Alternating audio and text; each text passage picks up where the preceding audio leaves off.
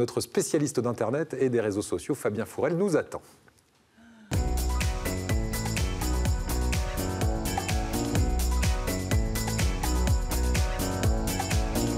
Fabien Fourel qui traque les buzz pour nous, Fabien Fourel de France Bleu Azur, ces buzz qui font briller notre région sur Internet et sur les réseaux sociaux. Bonjour Fabien.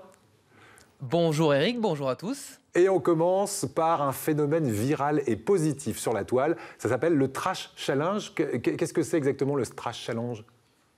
Alors c'est très simple Eric, c'est un mot-clé, un hashtag comme on dit sur les réseaux sociaux qui fait un carton. Le Trash Challenge invite les internautes à prendre une photo d'un endroit pollué comme une plage par exemple à Marseille ou sur la Côte d'Azur. Un endroit pollué et un endroit ensuite, une fois qu'il a été nettoyé par des internautes qui ont fait la photo.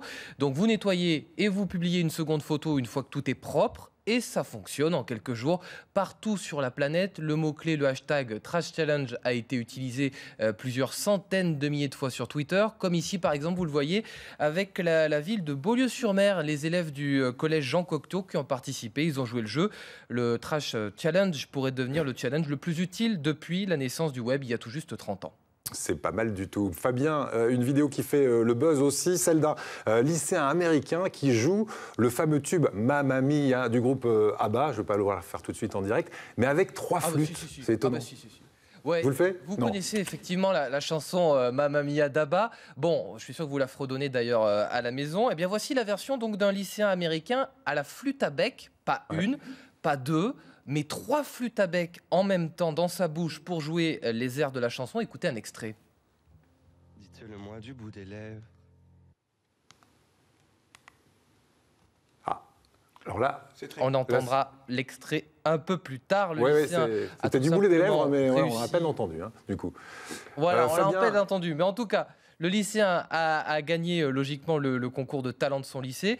Moi, Eric, je vous promets quelque chose, je m'entraînerai à faire ça au pipeau, si vous voulez. Oui, bah écoutez, oui, puis vous débrouillerez bien aussi. Fabien, une pétition maintenant en ligne lancée pour demander à Alain Chabat, et c'est pas une blague, et Gérard Darmon de danser à nouveau. Vous vous souvenez cette danse dans la Cité de la Peur, la Carioca, ce sera en mai prochain au Festival de Cannes, et il y a une pétition pour qu'ils dansent à nouveau tous les deux.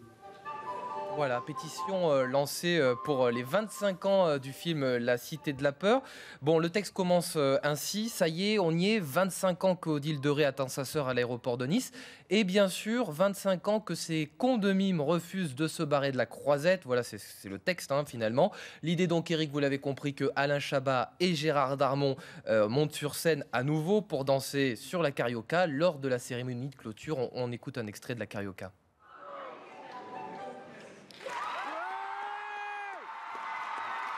Alors, je vais vous la faire à la bouche. Pour bien danser la carioca.